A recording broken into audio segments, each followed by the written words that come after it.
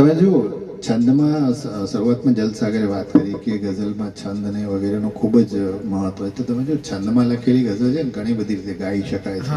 એકાદ બે ઉદાહરણ અહીંયા તમને હું આપું. બરાબર.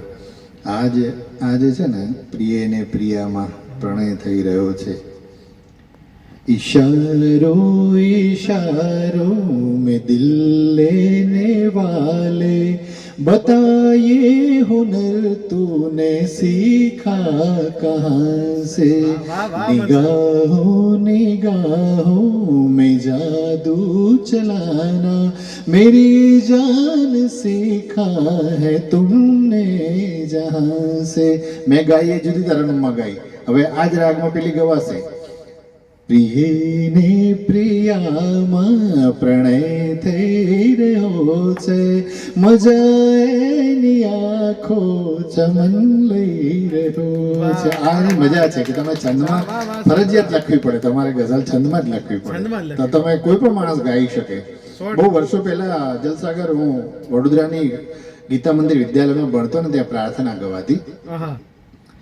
કરોડો વાર છે વંદન અમારી માત ગીતાને કરોડો વાર છે વંદન અમારી માત ગીતાને. આની બ્યુટી શું છે જલસાગર મારે એ કહેવું છે. તમે મને જે ફરથી ગાવાનું કીધું ને મને ખબર નથી કે આ બીજ ત્યાંથી રોપાયું છે ને એ છંદમાં હું મારી આ ટ્રેડમાર્ક ગઝલ લખીશ. વાહ વાહ વાહ સર.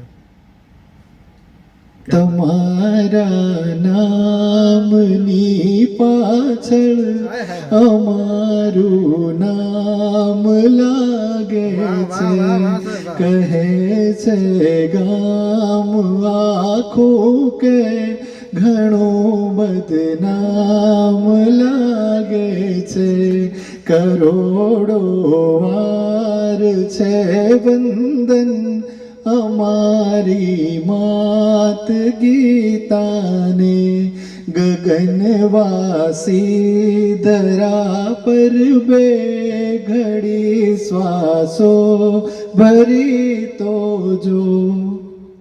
આ એની મજા છે.